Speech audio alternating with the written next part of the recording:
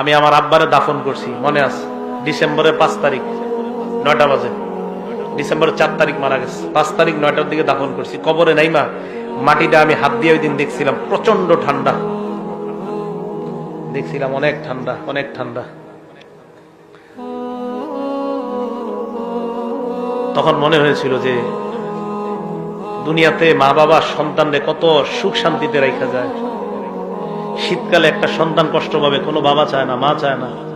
অথচ আমরা আমাদের বাবাকে 3টা পাতলা কাপড়ে ওই প্রচন্ড ঠান্ডা মাটির নিচে রেখে আসি। আপনি আজকে মারা গেলে আমার আপনার সাথে এলাকাবাসী এটাই করবে, এটাই চূড়ান্ত সত্য কথা।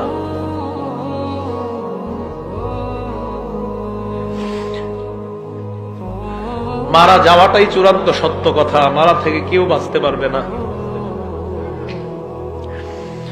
আল্লাহ ডাক দিয়ে বলবে আফরিশুহু মিনাল জান্নাহ, আমার বান্দারে পাতলা পোশাকে দুনিয়ার মানুষ কবর দিছে, তারে জান্নাতের পোশাক পরায়া দাও।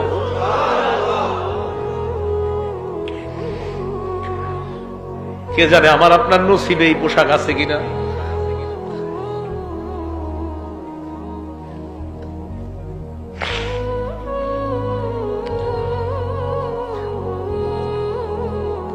এই কথা বলার পর আল্লাহ বলবেন আফরিশুহু মিনাল জান্নাহ ওয়া আলবিসুহু মিনাল জান্নাহ।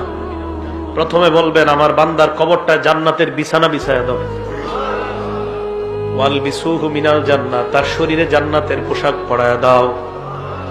এরপর বলবে ওয়াফতাহু লাহু বাবান ইলাল জান্নাহ, তার কবর থেকে জান্নাত পর্যন্ত একটা দরজা খুলে দাও, কবর থেকে যেন জান্নাতের নিয়ামতগুলা দেখতে পায়। জান্নাতের দরজা খুলে দেওয়ার পর বান্দা তাকায় দেখবে জান্নাতের হুররা নাচানাচি করতেছে। ওই বান্দার মন চাইবে হুর স্পর্শ করার জন্য। আল্লাহ বলবে নামকানাউ মাতিল আরুস, বান্দা তুমি থামো, বাসর রাতের দুলার নেই তুমি ঘুমিয়ে যাও। লা ইউকিযুহু ইল্লা আহাব্বা আহলিহি, বাসর রাতে ফজরের আজান হয়ে গেলে তোমার প্রিয়তমা ছাড়া তোমাকে অন্য কেউ জাগ্রত করার মতো ঘরে কেউ থাকে না। কবরের মধ্যে তুমি আসছো, এই জায়গায় তোমার প্রিয়তমা নাই, প্রিয়তম নাই। ইমানদার, আমি আল্লাহ তোর প্রিয়তম হয়ে গেলাম। কিয়ামতের মাঠে আমি তোকে উঠাবো। ঘুমা ঘুমা, তুই ঘুমা, এখনো জান্নাতে যাওয়ার সময় হয়নি, কবরে থাকো। তোমার তো কবর থেকে জান্নাতের নিয়ামত উপভোগ করার সুযোগ দিয়েছি, থামো। আরেক বর্ণনায় আসছে ফায়ুফসাহু লাহু কবরুহু, তার কবরটা বিশাল প্রশস্ত করে দেওয়া হবে। মাদ্দা বাসরিহি, তার দৃষ্টি যতটুকু যায় এই পরিমাণ প্রশস্ত করে দেওয়া হবে।